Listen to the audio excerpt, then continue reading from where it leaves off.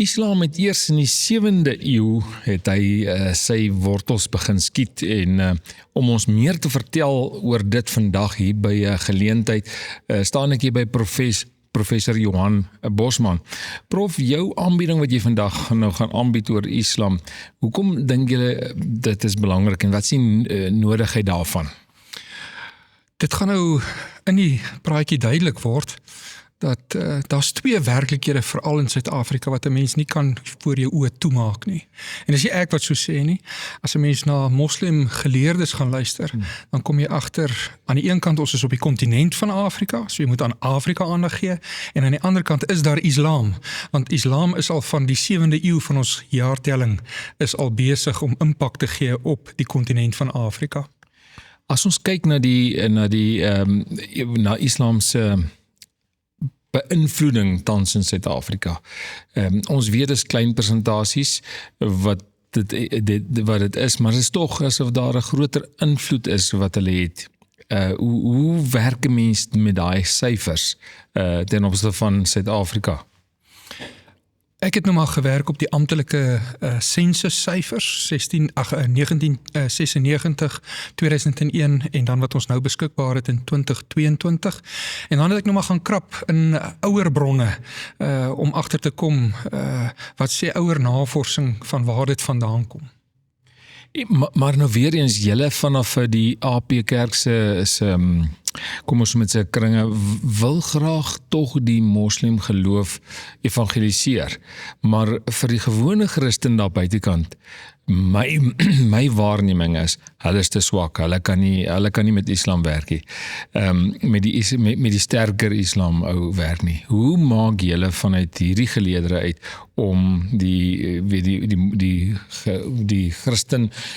Christen gelowige te help om met 'n moslim te kan werk?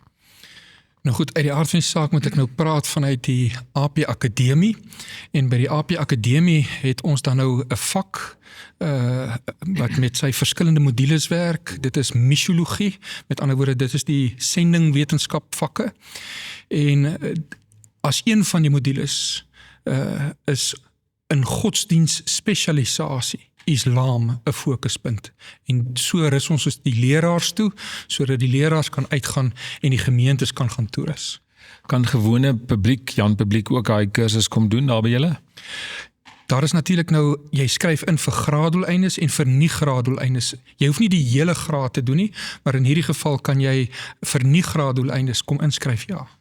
Nou ons gaan nou luister na sy aanbieding, maar vir diegene wat belangstel en wat hulle self wil bekwam om in hierdie rigting verder te gaan, miskien dalk teologie of 'n graad of wat 'n ander grade, waar kan hulle kyk om meer van julle ander grade te kan gaan loer wat hulle in belangstel?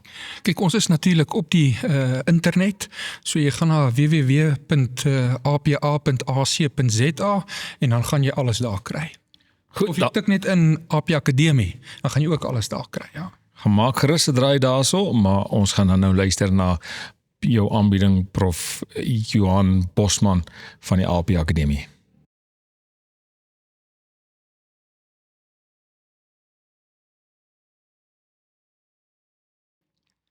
Dis vir my 'n besondere voorreg om my dierbare vriend, jarelange kollega,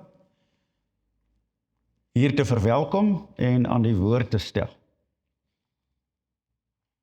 As julle nou hierdie boekie ook in die hande kry jaarliks, wat iets weergee van die kerkjaarboek, wat iets weergee van die dominees in die gemeentes, dan sal julle sien, hier is 'n lang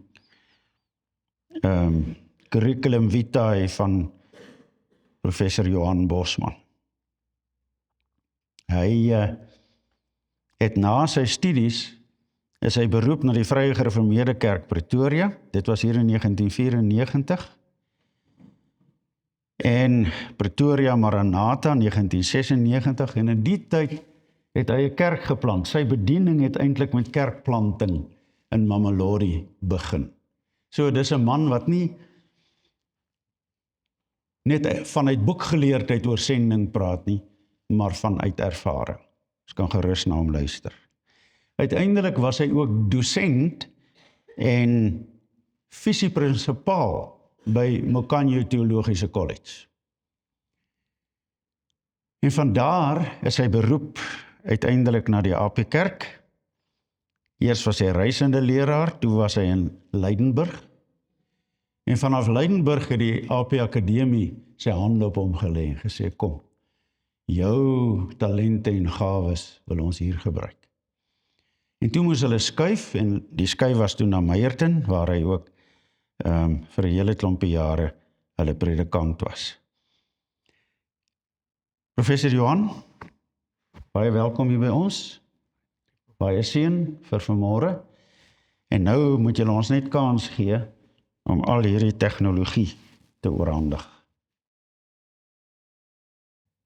'n Hartlike goeiemôre aan iedereen en elk, ook diegene wat kyk, of gaan kyk, of later kyk.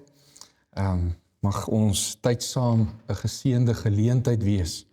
Daar is my gevra, as jy dalk in die binnekant wil weet, hoe lank hierdie ou nou gaan aangaan, dit gaan so rondom 'n uur wees. Dit is wat vir my gevra is, en dis hoe ek dit nou voorberei het. Maar hopelik verveel ek u daarom nou nie heeltemal te veel nie. Ek dink die onderwerp is baie aktueel en relevant. Ek spring dan sommer direk weg.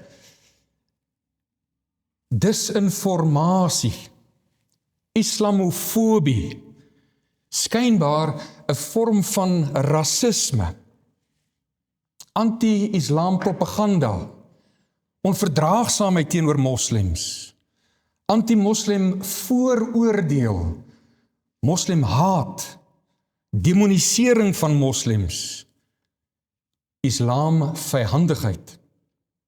Slaan gerus op die Engelse Wikipedia na die woord islamofobia en 'n hele wye verskeidenheid van woorde loop jy dan nou raak vir iemand wat skynbaar irrasioneel angs of geweld teen of haat vir die godsdienst van islam of moslems in die algemeen bevorder. Ons praat vanmôre oor 'n baie groot onderwerp en daarom sê ek vir u, beskou dit bloot maar net as 'n inleidende geleentheid hierdie. En is 'n gevoelige aangeleentheid. Eintlik moet ons vir mekaar eerlik sê, dit is 'n uitermate gevoelige aangeleentheid. Soos Prof Koos daarna verwys het, die FSA-Iran konflik is nog aan die gang. En dit na afloop van die 7 Oktober 2023 Hamas-invalle in Israel vanuit Gaza. 1183 mense gedood, meer as 4000 gewond en sowat 251 waarvan 209 nog op daai stadium gelewe het en 42 dooie liggame as gijslaers in die aanhouding ontvoer is. Israel het Hamas en Hezbollah vernietigend die stryd aangesê. Selfs die gramskap van die ANC-regeerders van Suid-Afrika oor hulle gehaal, met 'n hofsaak aanhandig by die internasionale geregshof in Den Haag. En dit alles boonop teen die groter agtergrond van 11 September 2001 se Al-Qaeda invalle in die VSA en die gevolglike internasionale oorlog teen terreur wat van toe af aan die gang is. Nou, indien ons genuanceerd tussen die afgronde wil deurbeweeg, sal ons die klag van quasi-rassistiese stereotypering van moslems moet vermy. As ook 'n soort anti-moslim retoriek wat skynbaar deur wit nasionalistiese organisasies via die internet versprei word, tot radikalisering van Christelike nasionaliste en verregse groepe met 'n groeiende vyhandigheid teenoor islam. Moslems wil nie almal oor dieselfde kam geskeer word nie. En as Christene kan ons so 'n gevoeligheid verstaan, en as Afrikaners kan ons dit beslis verstaan. Ons gesprek oor islam verreken daarom byvoorbeeld dat Iran vir Bahrein, Jordanië, Kuwait, Oman, Qatar, Saudi-Arabië, Sirië en die Verenigde Arabiese Emirate aangeval het. Moslems het in die pas afgelope tyd vir moslems aangeval. Hoor mooi, net soos wat eens Christelike Groot-Brittanje die Christelike Boererepublieke hier in Suidelike Afrika aangeval het. Of 'n Rusland en 'n Oekraïne waar Oos-Ortodokse selfs sy aan sy met moslems aan beide kante van die oorlog die afgelope 4 jaar, meer as 4 jaar nou al, mekaar aanval. Die bedoeling vandag is regtig nie om blinde angs by u in te boesem nie. So waarom willig ek my dan in om by hierdie geleentheid oor Islam, by verre die godsdienstige minderheid in Suid-Afrika te praat? Dit het gekom as 'n versoek, daarom staan ek hier. En ek gesels daaroor vir dieselfde rede as dat ek by die AP Akademie studente aan Islam blootstel. Indien jy in Suid-Afrika leef, is daar 2 werklikhede waarvoor jy jou oë net nie kan toemaak nie. Jy is eenvoudig naïef as jy dit probeer doen. Die eerste werklikheid is dat ons op die Afrika-kontinent aan ons toekoms bou. En daarom is dit nodig om vertroud te wees met die Afrika lewens- en wêreldbeskouing in sy skakering. Die tweede werklikheid is Islam. Iemand soos die geleerde Dr. Ali Mazrui, 'n moslim, dryf die narratief dat Afrika se wysheid 2 ouers het en 1 twyfelagtige beskermheer. U hoor sommer, Afrika en Islam, dit is van binne-uit die kontinent. Die sogenaamde Weste met sy beskawing is van buite af die sogenaamde twyfelagtige beskermheer. Om dan nou teen die agtergrond daarvan terug te verwys na 1652, dit deug nie. Dit is in die gedagtewêreld van Mazrui veels te onlangs. Islam, so wys hy daarop, laat geld al sy impak op die Afrika-kontinent van die 7de eeu van die Christelike jaartelling. Wat maak Mazrui, 'n geleerde, vir ons so gesaghebbend? In 2007 het president Thabo Mbeki Mazrui vereer as die Grand Companion, groot metgesel, oftewel gewaardeerde metgesel van Oliver Tambo. U kan saam met my stem, Suid-Afrika het 'n baie ver pad gekom. Moslems kon dit regkry en dit is daai fotootjie wat u gesien het voor die krag uitgegaan het. Dat die huidige president van Suid-Afrika, meneer Cyril Ramaphosa, al by verskillende geleenthede sy knieë aanbiddend gaan buig het in 'n moskee. Dr. Naledi Pandor oor verskeie administrasies, 'n kabinetsfiguur en tot nog onlangs toe die voormalige minister vir buitelandse betrekkinge, bly as moslim 'n kragtige stem in regeringskringe.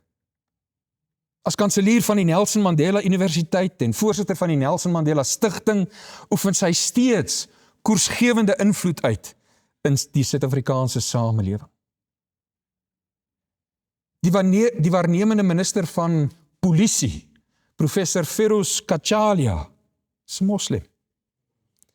Die adjunkminister van maatskaplike ontwikkeling, Ganif Hendricks, beklee selfs in die naam van Al-Jamaah, 'n moslimparty wat die regte en belange van moslems in die parlement bevorder, sy pos. By die AP Akademie doen ons op 'n daaglikse basis verantwoording aan Dr. Shahida Essak van die Departement van Hoër Onderwys en Opleiding hier in Suid-Afrika. En so kan ek aangaan en aangaan. Die voetspoor van Islam in Suid-Afrika is om die minste te sê indrukwekkend. Jy ontmoet moslems bykans op elke terrein van die lewe, in die sakewese, in professionele beroepe, by liefdadigheid, onderwys en opleiding, sport, die godsdienstige lewe en burgerlike organisasies. Hulle is veral aktief in die klein en die groot handel, die vervaardigingssektor, die eiendomsmark, finansies, die halal bedrywe. Suid-Afrika spog selfs met 'n eie moslimbank, bekend as Al Baraka Bank beperk. Ondertussen bied Eerste Nasionale Bank, Absa en ander verskeie Sharia Islam finansiële dienste. Voorheen bekend as ICOSA, Islamic College of Southern Africa en die Darul Islamic Institute, vier die International Peace College South Africa, oftewel IPSA, vanjaar hulle 21ste bestaansjaar. Dit is die eerste, mag ons bysê, onbeskroomde islamitiese hoër onderwysinstelling wat by die Departement van Hoër Onderwys en Opleiding in Suid-Afrika geregistreer is. Oorweeg net vir 'n oomblik saam met my. Danksy besluite van die VOC verskyn moslems vir die eerste keer in Suid-Afrika aan die Kaap. Daar uit die streke van Indonesië. 1694 word as 'n belangrike ontstaansdatum vir Islam in Suid-Afrika aangemerk. Toe Sheikh Yusuf met 49 volgelinge, waaronder 12 moslim geestelikes, na die Kaap as politieke bandelinge verban is. 49. Teen 1825 tel die aantal moslems onder Britse beheer 846 manne en 422 vroue. Britse bewindvoerders in Natal sou vanaf die 1860s Indiërs die land laat binnestroom. Volgens die sensus, hoor nou mooi, van 1904 was daar in totaal ongeveer 122.000 Indiërs reg oor die geheel van Suid-Afrika getel. Die oorgrootste meerderheid daarvan was op daardie stadium Hindoe gewees. Teen 1970 het moslems ongeveer 20% van die Indiërs segment van die bevolking bereik. Die amptelike syfer van 2022 se sensus vertoon dat nie Indiërs nie, slegs die moslim segment alleen 1,6% van die totale bevolking uitmaak. En dit klink nie soveel indien 'n mens terugvergelyk na 1996, toe dit 1,4% was, en 2001, toe dit 1,5% was nie. Maar dink saam met my, 1,6% van 'n totaal geskatte 62 miljoen inwoners. Dit verander die beeld drasties. Dan praat ons van rond 1 miljoen mense, selfs meer. En dit is nou volgens die amptelike syfers. Blykbaar is daar 'n nie-amptelike syfer van 2,5 miljoen moslems hier in Suid-Afrika, wat ook die ronde doen, alhoewel dit nou as 'n mite afgemaak word. En dan is daar nog die opspraakwekkende gebeurtenis, ek weet nie of u daarvan kennis geneem het nie, Ibrahim Richmond, 'n kerkleier van Umlazi in die Durban streek, wat in 2023 met 100,000 volgelinge so oorgegaan het en hulle onderwerp het aan Islam. Hoe dit ook al sê, vir die afgelope 100 jaar ongeveer, indien my berekene naast en by klop, en indien 'n mens die dinamika van wetgewing verreken, soos die Republiek van Oranje Vrystaat wat in 1891 Indiërs verbied het om daar te vestig.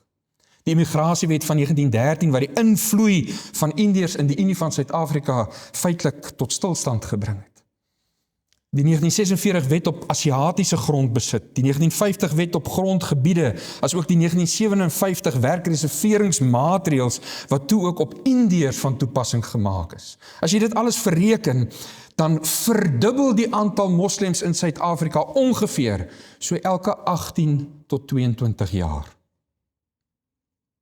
Dis nou as ek so plus minus na die afgelope 100 jaar kyk. En dan hang dit af van die amptelike of die nie amptelike syfers. Ek het opgegroei met die patriotiese lied van jong Suid-Afrika. En hoor jy die magtige dreuning, oor die veld kom dit wyd gesweef. Die lied van 'n volk se ontwaking, wat harte laat sidder en beef. Van Kaapland tot bo in die noorde, reis daverend lui die akkoorde. Dit is die lied van jong Suid-Afrika. Na my beskeie oordeel, is dit nie 'n kwessie van blinde angs nie, maar gewoon nugterheid om te erken. 'n eerlike kyk na Islam in die afgelope 100 jaar ongeveer, weerspieël eerder die werklikheid van Islam in die eerste strofe van die lied van Jong Suid-Afrika as die Afrikaner volk. Wat nog te sê, diegene wat tot Afrikaner Christene en meer spesifiek tot die klassiek gereformeerde segment van die Christendom in Suid-Afrika gereken wil word. Daardie segment wat nog vashou aan, handhaf en bou, op grond van die gereformeerde geloof. Dink saam met my. Ons leef nie in 'n land waar 84,5% van die regeerders toegewyde Christene is nie.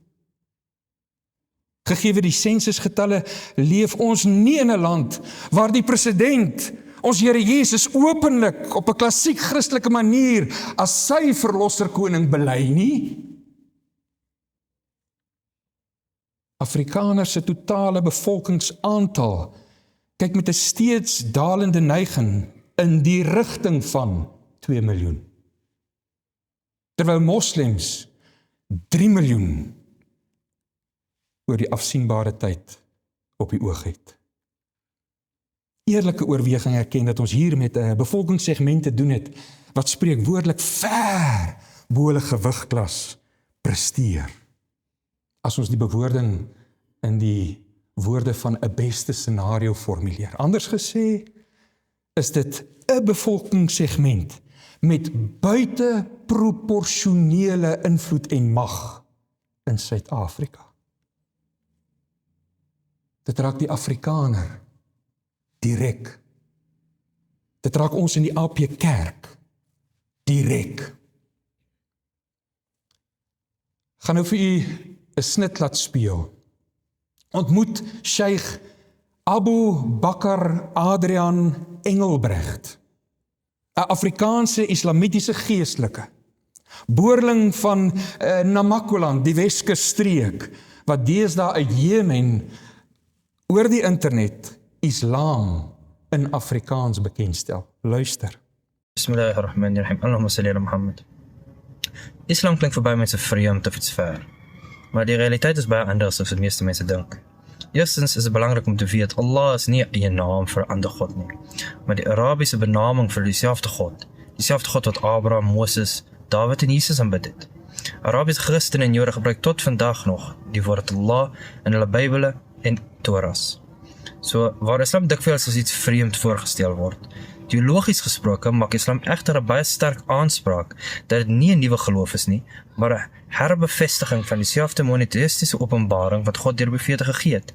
Islam begin by die absolute eenheid van God, Tawhid.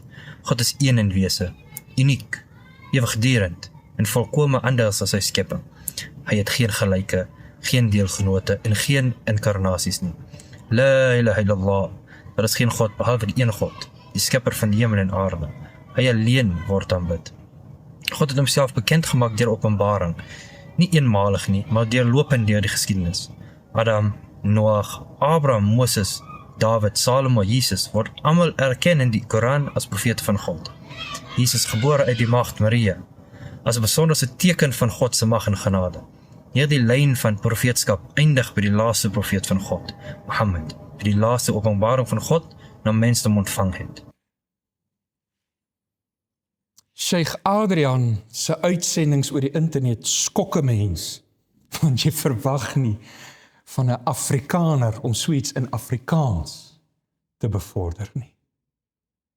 Tot onlangs toe nog was moslems in Suid-Afrika in 2 groepe verdeel, die Maleiers daar van die Kaap en die Indiërs van Natal. Nou sien ons hoe 'n Afrikaner jong man om totaal aan Islam onderwerp het. Wat het gebeur? Hoe kom dit dat ons so 'n tragiese gebeurtenis in ons dag mag beleef? 'n Warboel van vrae breek rondom jou los. En miskien antwoord die volgende greep. Ontmoet vir Sheikh Hassan Labuschagne, wat op 19 Maart, nou onlangs, 2026, regstreeks oor die internet gesels het oor 'n Islam-Afrikaner gemeenskap. En nou moet u net terwille van die tegnologie so bietjie geduldig met ons wees. Ons wil 4 minute 56 van daardie greep speel. Luister. Assalamu ala Rasulillah. It is 37 minutes past 5, and alhamdulillah, we have stepped into the second last segment of the day, inshallah, which is the South Africa's Ramadan Mosaic. And tonight we are looking inside the Muslim Afrikaner community, a new frontier in unique South African culture. And joining us to discuss this is none other than our most beloved Afrikaner, Sheikh Hassan Labaskhani. Sheikh, assalamu alaikum wa rahmatullahi wa barakatuh, and welcome to the show. Wa alaikum assalam wa rahmatullahi wa barakatuh, Maulana. It's good to join you again. Alhamdulillah. Alhamdulillah. It's always a pleasure having to chat to you. And I hope, inshallah, that Ramadan has been going well so far, inshallah. Alhamdulillah. Alhamdulillah. Sheikh Hassan, Subhanallah, imagine there's like 1 day left.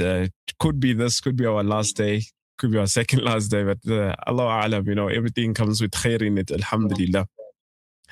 Sheikh Hassan, when we're looking at the title of the segment, we called it the Ramadan Mosaic. The mosaic meaning that structure that you have, which has many parts, many puzzles to it. And this joins different types and different ethnicities and cultures in South Africa and all over the world, actually. But now when we talk about the growing Afrikaner Muslim community in South Africa, what does the identity look like actually in the context of modern South Africa? Bismillah, alhamdulillah, wa salatu wa salamu ala rasulillah wa ala alihi wa sahbihi man walah. Jazakallah khairan, Maulana, for having me, and assalamu alaikum wa rahmatullahi wa barakatuh to all the viewers and listeners. Maulana, to get to the answer of that, I don't mean to sound pessimistic. One always wants to be positive when it comes to da'wah and to the growth of Islam. But currently, from my area of exposure in the Western Cape, at least, I don't even know if a person can really speak of a Muslim Afrikaner community. And I'll tell Maulana why I say that.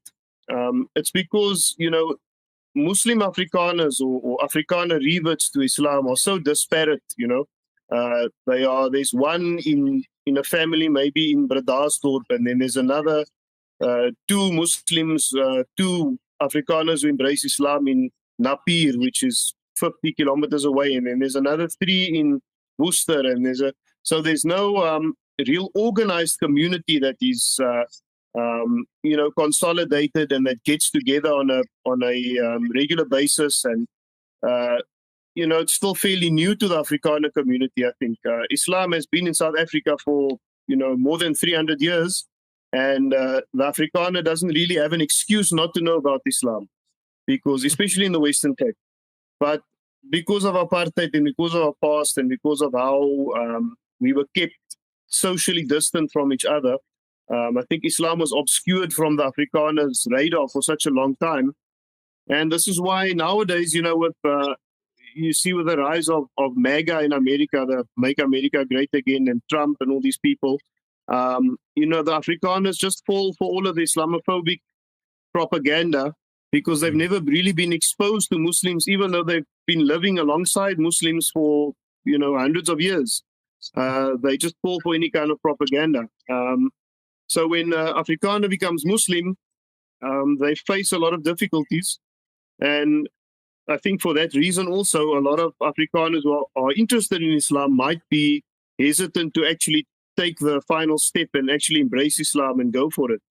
And what happens, in my experience, when Afrikaners do embrace Islam, they end up, assimilating to whatever Muslim community is closest to them. So I suppose in Gauteng, up in the north of the country, it will be with the Indian community. And, they'll go, if they are serious about their deen and they want to improve their knowledge, they will go and study at the sort of Indo-Pak, Darul Uloom, and they will kind of adopt that culture, and the same thing counts for the Western Cape. In the Western Cape or the Eastern Cape, they will sort of fall in with the Cape Malay community, and they essentially become assimilated into that community.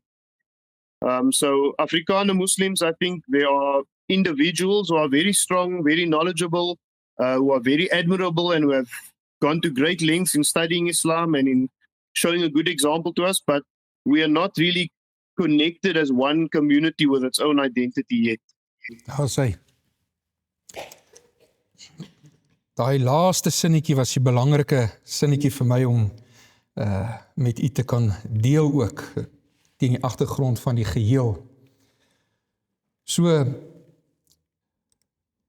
wanneer 'n mens na so inset kyk, dan is dit gemaklik om te sê, ag man, dis van onbenullige waarde. Want dis mos nou die hoë uitsondering of hoe.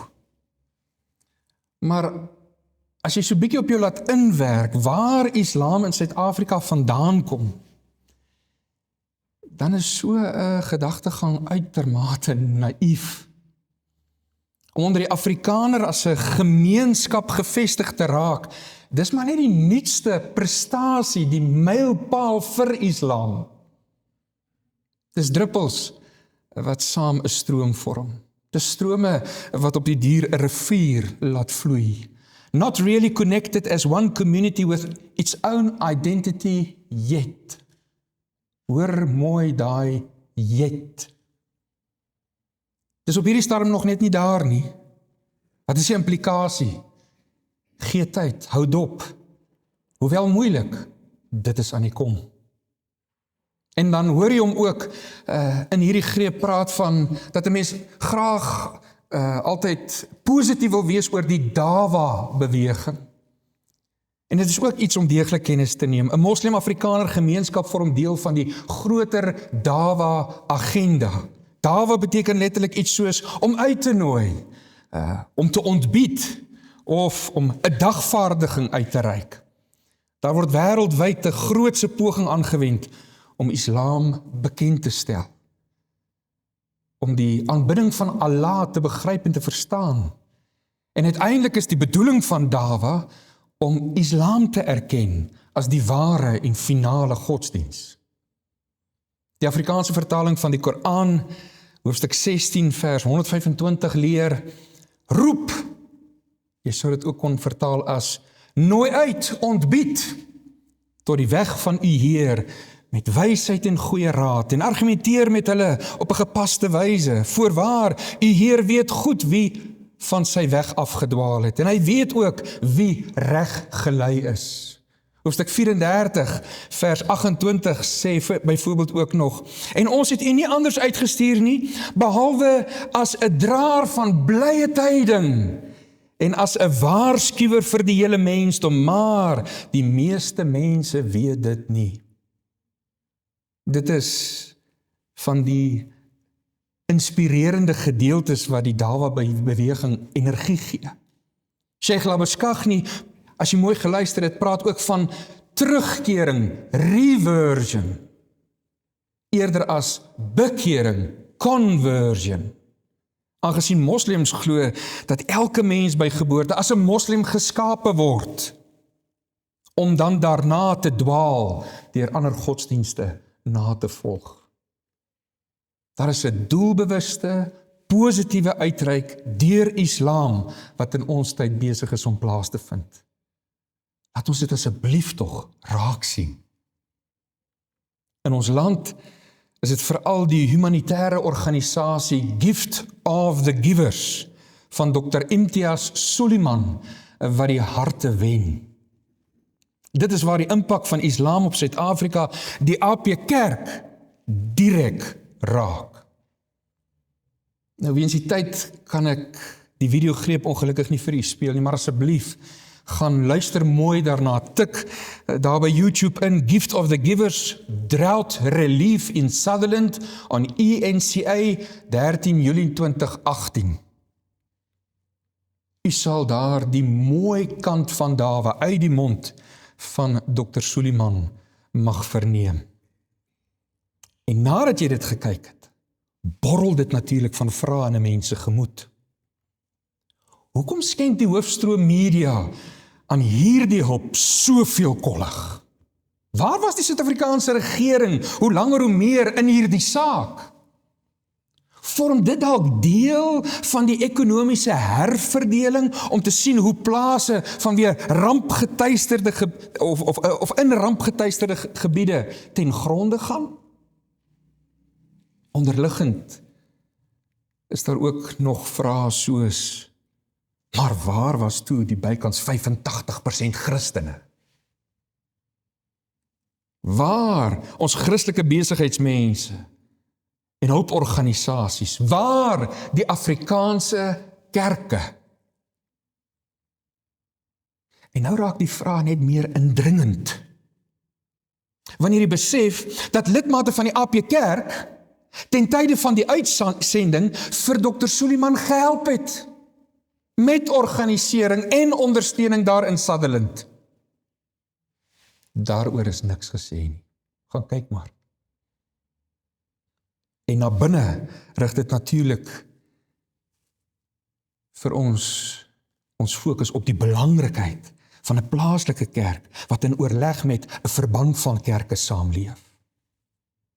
Diakens, ouderlinge en leraars wat huisbesoek doen, is gewoon onmisbaar. Wykluisters wat weet wat aangaan, is meer werd as kosbare juwele.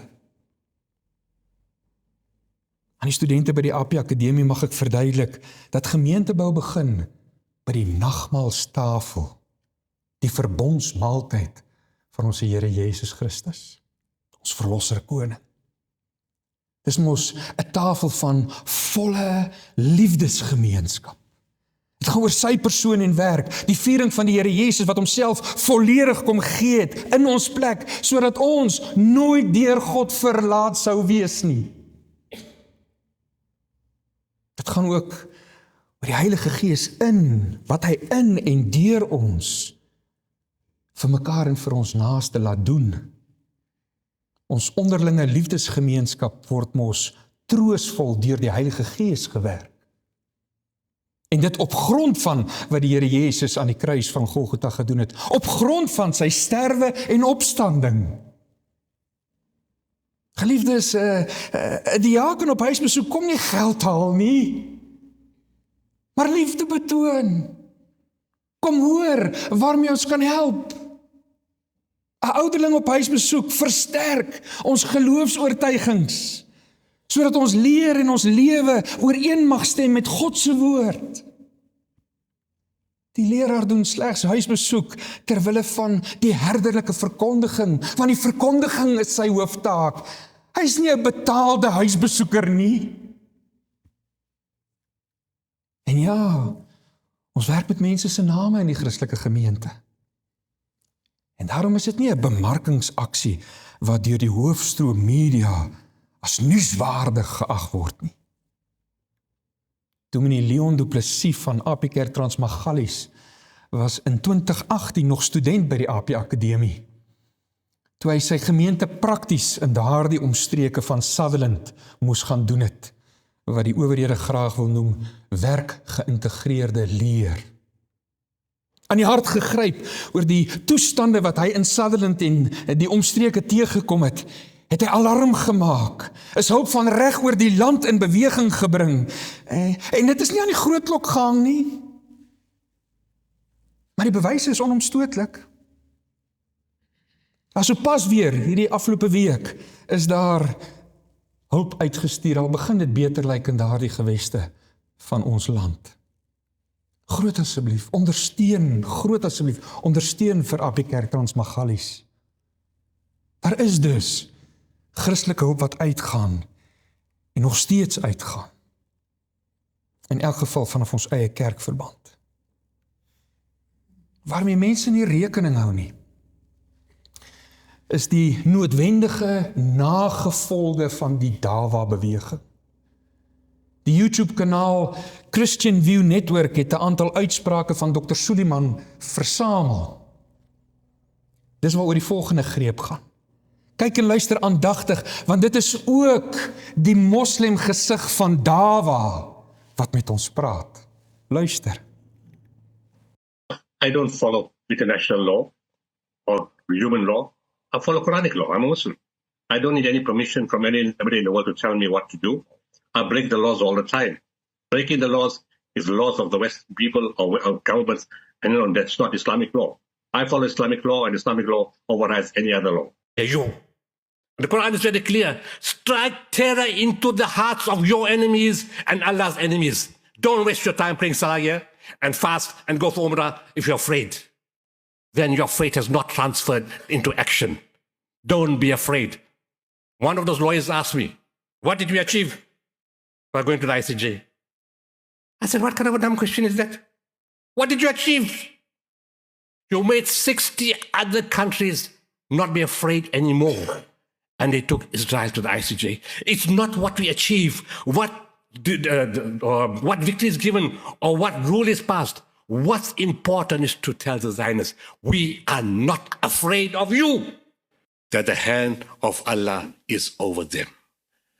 2 million Israeli people have left Israel.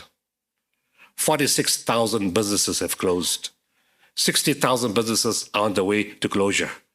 Mental illness is an epidemic inside Israel. There's friction and chaos everywhere. Reservists don't want to take part in the fighting again. They have to import people from Africa to fight for them. The loss is $85 billion already. Who's winning? You see, the Quran says, Qad aflahal mu'minun. The believers must eventually win through. Eventually win through. The promise of Allah is always true. Injustice is always destroyed. Oppression is always destroyed. We just got to wait patiently and do what we can for them. If Allah helps you, none can overcome you. If He forsakes you, who is there after that can help you? In Allah, then, let believers put their trust. We applaud South Africa for making that bold move in January 2024, but its first submission against the terrorist, illegal, apartheid, occupation, genocidal state of Israel. It served as a catalyst for truth to propagate itself when countries throughout the world decided to join South Africa, when students in universities and communities worldwide of all nationalities, all religions, all classes and all cultures stood out to support South Africa and to support humanity. The Zionist project is on the path to self-destruction. 76 years of lies, untruths, injustice, apartheid, occupation, settled colonialism, collective punishment, illegal imprisonment, hardship, difficulty, detention, killing, murder, rape, every type of injustice has now been exposed. Israel is on a path of self-destruction, and in our time, we are going to witness its collapse, because the promise of the Almighty is true, that truth always conquers falsehood, and the oppressor will always lose, and the oppressed will stand out victorious. We look forward to that moment, and we thank South Africa for its bold stance. I'm proud to be South African. I'm proud of our government. I'm proud of our legal team. Dr. Suleiman is hoegenaamd nie neutraal nie. Hy is deur en deur moslim. Sy uitspraak, as jy mooi luister, klink selfs asof daar 'n fyn psigiese spel met geweld gespeel word. Tragies, verskriklik wreed. Dit skep die indruk asof Hamas Israel binnegeval het, hoor nou mooi, sodat Israel vernietigende weerwraak kon neem, om dan daarvoor in die wêreldhof vir sonde teen die mensheid skuldig bevind te word. Was dit wat hier in Suid-Afrika aan die gang was nog oor al die jare? Om 'n strategie van terreur te beoefen, sodat jy vir ewig die klad van boosdoeners omgehang kan word.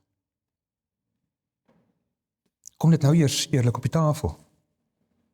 Word die Jode van Israel in ons tyd bewys as sulke morele swakkelinge, soos wat die Afrikaners, die Christen-Afrikaners was, blykbaar ook nog steeds is. Sodat Jode nes Afrikaners in der ewigheid nie genoeg daaroor jammer sal kan wees, of jammer sal kan sê nie. Gaan die hofsaak teen Israel die einde van die voormalige wêreldorde wees, waar die wêreldhof, westerse skepping, gedwing word om uitsprake te gee wat die wêreldhof nek omdraai, sodat die wêreldgeskiedenis herskryf kan word, om Jode en Christene as die groot skuldenaars teen die mensheid te teken. Beleef ons dan hier in Suid-Afrika dat die geskiedenisvertelling besig is om te verander nie? Dat Afrikaners, Christen-Afrikaners, vir ewig die booswigte gemaak word nie? Dit begin sommer al by Jan van Riebeeck. Hy simboliseer kolonialisering. Piet Retief simboliseer voortrekker expansionisme. Paul Creer simboliseer marginalisering van die regmatige grondeienaars. D.F. Malan simboliseer die institusionalisering van rassesegregasie. Hy verwoord simboliseer brutale apartheid. John Foster simboliseer staatspolisieering van apartheid. P.W. Botha simboliseer die verdediging van apartheid. Die nageslag in Suid-Afrika word 'n Afrikanerfobie ingeboesem.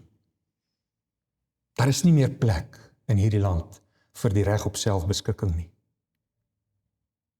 Die mooi kant, nou moet jy my mooi volg, die mooi kant van hierdie selfde logika, laat jou toe om my te help, sodat ek vernietig kan word. Vreemd, né? Briljante skaakspel, maar wel rede tot sak en as. Treur saam met my oor die AP Kerk Sutherland wat in 2025 ontbind het. Dr. Suleiman en sy geesgenoot het inderdaad Sutherland gehelp. Let wel onder aanroeping van Allah ter bevordering van Islam. Dit is humanitair, maar dawa in beweging. Dit het 'n pad van vernietiging agtergelaat, veel erger as die verskriklike droogte wat daar was. En jy sien, verdeeldheid het in die gemeente ontstaan. En vandag bestaan die AP Kerk Sutherland nie meer nie. Wie het gewen? Ons kerkverband is nie die enigstes wat so van die dawa beweging getuig nie. En is nou toe die klanke so die mekaar geloop het. Die volgende skyfie wat ons graag met julle wil deel. Want daar is ander mense wat ook besig is om die vriendelike gesig, die koste te bereken van die vriendelike gesig van die dawa beweging. Kom ons gee haar nog steeds 'n kansie om te gesels, is net 47 sekondes.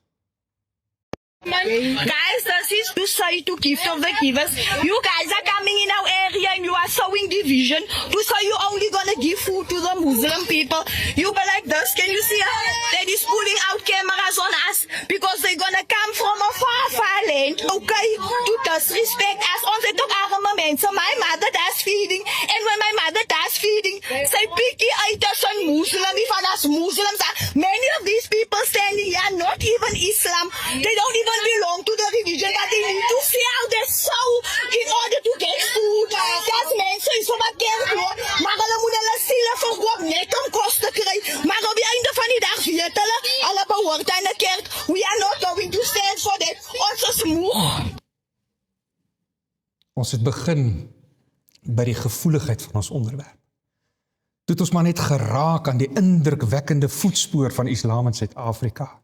Gevolg deur waar Islam in ons land vandaan kom en hoekom veral Afrikaners en in die besonder ons in die AP Kerk kennis moet neem van die doelbewuste poging om ons te islamiseer. In die tyd wat oorbly hoop ek om nog 2 goedjies reg te kry. In die eerste plek om daarop te wys dat die moslim wêreld beslis nie oor alles saamstem nie. En in die tweede plek om 'n in diepte gespreksgedagte saam huis toe te gee. Want 'n mens kan eintlik 'n hele kursus hieroor navolg. Die invloedryke teoloog professor Hans Kuhn het selfs by moslems respek ontlok En die beleidende moslim Mohammed Amin skryf oor King se boek oor Islam. Na my mening sal alle moslims wat ernstig in Islam belangstel daarby baat vind om hierdie boek van 'n groot Christelike denker te lees. Professor King skryf met nog meer oortuiging as voorheen oor die wêreldvrede gesprek. Geen vrede onder die nasies sonder vrede tussen die godsdienste nie. Geen vrede tussen die godsdienste sonder 'n in-diepte gesprek tussen die godsdienste nie. Geen gesprek tussen die godsdienste sonder om die grondslae van die godsdienste te ondersoek nie. Maar daar is geen manier hoe ons daai boek van bykans 800 bladsye oor Islam hier in 'n paar oomblikke kan behandel nie. Maar een ding wat ons saam kan neem huis toe as 'n gemeente van Jesus Christus, is die feit dat moslems inderdaad met mekaar verskil. Veel meer as wat ons dikwels besef. En daarom is dit belangrik dat jy doelbewus leer luister wie jy in 'n bepaalde moslim individu het. Luister mooi waar die persoon se sentimente lê. Iemand wat byvoorbeeld agtergronde het in die rigting van Turkye, kan openheid hê teenoor sekulêre dink, doen en leef. So iemand kan die Sharia wette selfs geheel en al verwerp. Indien dit gebeur dat jy te doen kry met agtergronde in die rigting van Saudi-Arabië, dan kan dit goed moontlik wees dat jy jou vasloop in Wahhabisme. Mohammed ibn Abdul Wahhab het geleef van 1703 tot 1792 en hy was 'n suksesvolle voorstander van 'n streng islamisme. Die manlike en vroulike geslagte byvoorbeeld is in alles die sfere van die samelewing afsonderlik. Vroue moet 'n sluier dra. 'n morele polisieering van die samelewing word toegepas. 'n ander soort islamistiese sentiment loop 'n mens in die Khomeini-revolusie van Iran raak, wat tot op ons eie dag nog 'n baie sterk rol speel. Trouwens, dis juist wat die argwaan van die FSA onder leiding van president Donald Trump gewek het. In alle opsigte van die samelewing word 'n fundamentalistiese islamitiese gees afgedwing. Dis wanneer daar van moslim radikales gepraat word. Kom dit by mense uit die omgewing van Egipte, kan jy te doen hê met 'n Arabiese vorm van sosialisme. En net so ook met mense uit die omgewing van Sirië, maar daar is wel 'n verskil, want Islam in Sirië was die hergeboorte van pan-Arabisme. Oralster alles moet Arabies. Sulke sentimente dryf die idealisme van een taal, een kultuur, een kalifaat en een verenigde moslim ryksgebied. En ironies soos wat dit mag klink, loop die gedagtegoed terug na die Franse sosialisme en die Duitse nasionalisme. In Irak het jy aggressiewe islamitiese nasionalisme.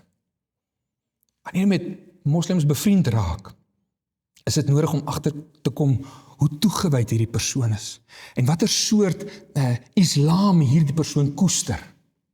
Is dit pan-islamisme, pan-arabisme, streng islamisme, radikaal fundamentalistiese islamisme, nasionalistiese islamisme, islamitiese sosialisme of islamitiese sekularisme, want jy weet, dit maak nogal 'n verskil waarheen die gesprek gaan en wat die potensiaal van die gesprek is. En dan is daar nog die verskillende godsdienstige onderstrominge en die kombinasie van daardie onderstrominge met mekaar. Oningeligtes praat van alle moslems asof hulle met alles met mekaar saamstem en een groot magsblok vorm. Is nie waar nie. Hoe meer jy egter in Islam jou verdiep, hoe meer wil jy weet, maar is hierdie betrokke persoon Sufi of Sunni, Shia of Ahmadi of Muhakima? Sunnis tel ongeveer 90% van alle moslems. Dit maak hulle beslis nie in alle opsigte dat hulle met mekaar ooreenstem nie. Hulle onderverdeel in 4 groot juridiese denkskole en so ongeveer 3 teologiese denkskole. Shias maak so wat 9% van alle moslems uit. Ook hulle stem nie met mekaar in alles ooreen nie. So wat 3 verskillende juridiese skole kan van mekaar onderskei word. En dan is daar nog so eie lyn wat loop, waar jy eintlik agterkom, maar dit is ook eintlik 'n soort van 'n 4de juridies-teologiese rigting. En dan is daar talle, verskeie en verskillende bewegings wat by elkeen van die bestaande strome nog sub-kategorieë vorm. So dit vra iets van jou, dit vra huiswerk van jou, dit vra interaksie van jou. Op YouTube, by die kanaal Useful Charts, help Dr. Matt Baker om my eerste oorsig oor die eie wêreld van Islam te mag kry. Dit is beslis nie so eenduidig soos wat ons dikwels as buitemense reken dat dit is nie. Ons het inderdaad genoeg rede om nie alle moslems oor dieselfde kam te skeer nie. Ervaring leer selfs dat jy onder moslems individue mag ontmoet vir wie jy net die hoogste lof het. Alle moslems beroep hulle wel op die Koran, direk of indirek. En dit moet ons opval. Hoofstuk 12 vers 1 tot 3 lees, in die naam van Allah, die barmhartige, die genadige. Dit is die verse van die boek waarin alles verduidelik word. Voorwaar, ons het dit geopenbaar, 'n Arabiese Koran, sodat julle kan verstaan. Ons vertel aan u die groot verhaal en deur hierdie Koran word dit aan u geopenbaar, ofskoon u voorheen een van die onkundiges was. Die Koran is 'n boek, Arabies, lewend, heilig. Dit is nodig om die fundamentele misvatting wat daar onder ons bestaan ernstig te neem, as sou die profeet Mohammed in Islam dieselfde plek inneem as die Here Jesus Christus in die Christelike geloof. Die evangelie volgens Johannes leer dat die woord vlees geword het. Professor Hans Küng laat ons insien dat die woord volgens Islam 'n boek geword het. Die Koran is die hartklop van Islam. Oor 1400 jaar het in Islamgebiede die sosiale orde dikwels verander. Die een politieke ideologie het plek gemaak vir die volgende. Die islamitiese kultuurstelsels het al epochmakende veranderinge ondergaan, wat wel by al die veranderinge aan mense, strukture, instellings en interpretasies dieselfde gebly het, is die Koran. In die Koran word gesuggereer dat Jode en Christene die Bybel verdraai het. Moslim-ortodoksie is daaroor selfs baie stellig. Hoofstuk 5 vers 42 tot 48 is in die verband 'n sleutelgedeelte. Vers 48 sê, en aan u het ons die boek, voetnoot, die Koran met die waarheid geopenbaar, wat bevestig wat voorheen in die boek, voetnoot, die Bybel was, en as bewaker daaroor optree. Talle vertellings mag ons dalk probeer wys maak, dat die Koran, wat ons nou vandag selfs in Afrikaans mag lees, oorspronklik in Arabies, in een nag aan Mohammed openbaar was. En dis een van die indiepte kwessies in die gesprek tussen moslim en Christen. Hierdie neerskryf, bymekaar bring, afskrifte maak, die oorlewering van manuskripte in die verloop van die geslagte. Ons kan onmoontlik aan dit alles aandag gee. Maar hoor nou mooi, wanneer ons dieselfde maatstawe teenoor die Koran aanlê, as wat daar teenoor die Bybel aangelê word, dan ontstaan daar 'n verrassende beeld, wat hierdie mooi gepoleerde, populêre beeld van die Koran weerlê. Mohammed het volgens oorlewering ongeveer vanaf 610 tot 632, nie in een nag nie, maar oor 'n periode van 22 jaar openbarings ontvang. Die teboekstelling van die Koran is volgens islamitiese oorlewering, nie westerse oorlewering, islamitiese oorlewering soos volg. Engel Gabriel sou dit telkens hoorbaar aan Mohammed gegee het. En in sy leefperiode het Mohammed dit klaarblyklik aan neerskrywers gedikteer. En ook uit die geheue laat opsê, want dit is Koran, letterlik uit die geheue opsê. Maar dit was nog nie op een plek bymekaar versamel en bewaar nie. Eers na sy dood was sy opvolger Abu Bakr verantwoordelik vir die teboekstelling van die Koran. Binne 2 jaar na bewindoorname is die neerskrywings van die Koran versamel en die bronne uit die geheue met mekaar vergelyk en geverifieer. En so het die Koran 'n saamgestelde boek geword. Maar was nog nie algemeen versprei nie. Nog steeds volgens die islamitiese oorlewering. So wat 17 jaar na die dood van Mohammed ontvang Abu Bakr se opvolger Uthman klagtes van oor die hele islamitiese ryk dat daar met mekaar verskil oor wat die Koran nou eintlik sê. Hy laat toe 'n komitee onder leiding van Said ibn Thabit 'n hersiening van alles onderneem. Nadat die werk van die komitee afgehandel was, is alles wat nie as kanoniek gegeld het nie, hoor mooi, volgens islamitiese oorlewering verbrand. 5 kopieë van die Koran is toegemaak en uitgestuur as amptelik goedgekeurde Koran. Nou, daar kan gekibbel word oor bepaalde detail. Maar dit is in breë, volgens islamitiese oorlewering, hoe die Koran as heilige Arabiese boek ontstaan het. Nou, op die internet kan jy gaan kyk. Die Biola Universiteit in die VSA het aanbiedings toe hy nog gelewe het van die befaamde Dr. Nabil Qureshi geplaas. En hy het groot opspraak verwek as voormalig toegewyde moslim, wat tot bekering gekom het.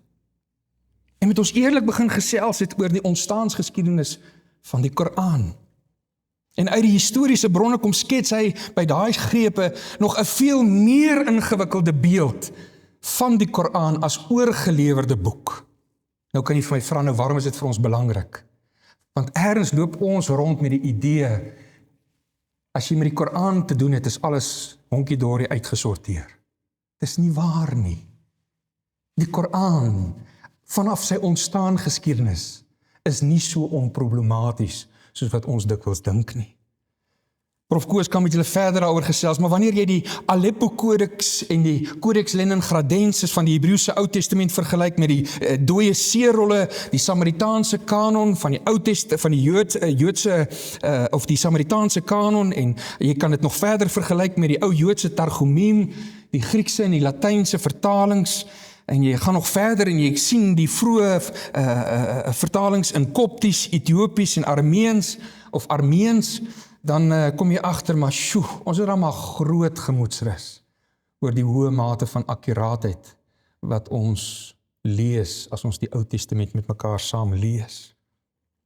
Kom dit by die Nuwe Testament, dan getuig net eenvoudig die oorweldige rykdom aan manuskripte, aanhalings en vertalings tot ons beskikking, van die hoë mate van akkuraatheid oor dit wat ons in die Nuwe Testament ontvang het en wat ons mag saam lees. Die gewone Christen op straat besef nie dat die inhoud van die Koran Islam voor onoorkomelike uitdagings plaas. Nou, hoekom ons bang is, weet ek nie. Ek noem vir jou 'n paar. Die Bybel verkondig sonder enige twyfel dat die Here Jesus aan die kruis van Golgotha gesterf het. Dit is een van die groot historiese sekerhede waarmee selfs sekulêre historici saamstem. Nou, hoe kry die Koran as, hoor nou mooi, direkte openbaring uit die hemel uit teen die 7de eeu na Christus? In hoofstuk 4 vers 157 die teendeel dan so verkeerd. Ons lees daar. En hulle het hom nie gedood nie, en ook nie tot die dood toe gekruisig nie, maar dit het vir hulle gelyk asof dit so is. En hulle was hieroor verskil. En hulle wat hieroor verskil, twyfel voorwaar daaraan. Hulle het geen kennis daaromtrent nie, maar volg slegs 'n vermoede, en hulle het hom beslis nie doodgemaak nie, staan in die Koran. Nog 'n voorbeeld. Hoe gebeur dit dat teen die 7de eeu die Koran as direk uit die hemel uitgeopenbaarde nie vir ons kan onderskei tussen Bybelse en buitebybelse materiaal nie? Ons lees byvoorbeeld in hoofstuk 3 vers 48, ek sal vir julle uit die stof 'n voël vorm, dan blaas ek daarin en met Allah se toestemming word dit 'n voël. Dit staan nêrens in die Bybel nie. Maar 'n mens lees dit wel in die Gnostiese evangelie van Thomas. Laaste voorbeeld. Uit hoofstuk 19 vers 35 weet ons dat die Here Jesus volgens die Koran deur slegs een woord, hoor nou mooi, naamlik wees, in die maagd Maria geskape was. Hoor jy die woordeskat? Dit verskil met die Bybel. Hoe kan die Koran as direkte openbaring uit die hemel uit teen die 7de eeu dit steeds nie weet nie. Dis belangrik want die Afrikaanse vertaling van die Koran mislei Afrikaanse lesers deur in die hoofstuk 4 vers 171 te vertaal en sê nie drie enige nie. Maar staak dit is vir julle beter, Allah is 'n enkele God. Nou die Majestic Koran, wat ook deur moslim geleerdes vertaal is, vertaal veel meer eerlik en sê nie drie nie. So kom ons lees nou, hoofstuk 4 vers 171. O mense van die boek, moenie die bepalinge van julle godsdienst verontagsaam nie en sê niks anders van Allah as die waarheid nie. Die Messias, Jezus, die seun van Maria, is slegs 'n boodskapper van Allah en van sy woord, wat hy as 'n genadegawe van hom aan Maria gegee het. Glo daarom in Allah en sy boodskappers en sê nie, in Afrikaans staan daar drie enige nie, maar daar behoort eintlik te staan en sê nie drie nie. Maar staak dit is vir julle beter. Allah is 'n enkele God. Dit is ver van sy heiligheid dat hy 'n seun sou hê. Aan hom behoort wat in die hemel en op die aarde is. En Allah is die groot bewaarder van alles. Volgens die redenasietrand van die Koran hier, is dit duidelik dat die Here Jesus as geskapene nie God is of kan wees nie. Nou as die Here Jesus 'n geskapene is, stem ons 100% saam daarmee. Kom ons lees dit nou nog saam met hoofstuk 5 vers 72 en 73 waar daar staan. Voorwaar, hulle is ongelowig wat sê, waarlik, Allah is die Messias, die seun van Maria. En die Messias het gesê, o kinders van Israel, aanbid Allah my Heer en julle Heer, gewis, vir hom wat andere met Allah vereenselwig het Allah die hemel gesluit, en die vuur sal sy blyplek wees. En vir die kwaaddoeners sal daar geen helpers wees nie. Voorwaar, hulle wat sê, Allah is die derde van die drie, is ongelowig. Daar is geen God nie, behalwe een God. En as hulle nie hul beweringe staak nie, sal die ongelowiges smartlik gestraf word. Geliefdes, 'n godsbeskouing volgens die Koran, wat, hoor nou mooi, God tot derde maak naas die geskape maagd Maria en naas haar seun Jezus, wat volgens die Koran ook geskape was, as sou dit nou die goddelike drie wees, wat Triniteit, as Triniteit beskou moet word. Dis nie wat die Bybel leer, dis nie wat ons as Christene glo nie. Ons stem saam, dit kan nie. Jy maak jou inderdaad skuldig aan polytheïsme, oftewel veel godedom. Maar weet u, die treffende ironie is, indien seun van God sou beteken, man plus vrou is gelyk aan, in klein letters, bloedseun. Hoe weet 'n direk uit die hemel gegewe openbaring dit dan nie?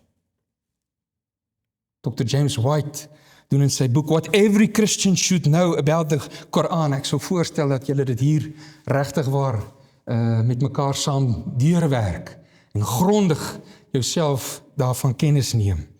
Hy doen groot moeite om die wesenlike probleme van die Koran aan Christene uit te wys. Dis 'n groot verdriet dat Sheikh Labuschagne en Sheikh Engelbrecht nie sulke toerusting gehad het nie. En is werklik jammer dat nie een van hulle tot op hierdie stadium nog die groot waarheid besef dat die Christelike geloof is nie maar net blote boekgeloof nie. Jy word 'n Christen deur wedergeboorte.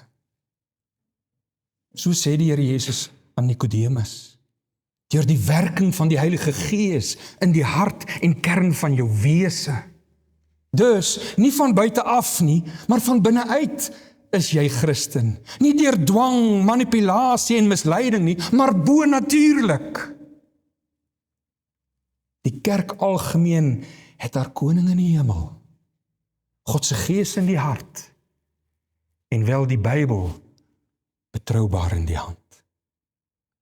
Ongelukkig, hoe dieper 'n mens krap, kan jy nie eerlik dieselfde van Islam sê nie. En is tyd om van hierdie energieke minderheid in ons land ernstig kennis te neem. Mag ons verlosser koning se opdrag meer as ooit vir ons 'n erns wees. Gaan dan heen, maak disippels, leer hulle om alles te onderhou wat ek julle beveel het. Soos die Vader my gestuur het, stuur ek julle ook. Dis tyd dat die 84,5% Christene ons behoorlik verdiep in die 1,6% plus moslems van Suid-Afrika. Ons het die geleentheid om aan meer as 1 miljoen mense hier reg by ons die evangelie te bedien. Hulle is nie deur ver in die Midde-Ooste nie. Hulle is nie in Indië, Indonesië en die noord van ons, bo in Afrika nie. Nee, hulle is hier. Hulle is Suid-Afrikaanse landsburgers. Ons woon deesdae in dieselfde woongebiede, werk saam, gesels daagliks bykans in elke dorp van ons land met mekaar. Wanneer die klanke van die moskee geroep tot ons ore kom, moet ons nie bedreig voel nie, maar aangemoedig word tot evangeliediens. Daarin lê die hoop vir ons toekoms. Ek dank U.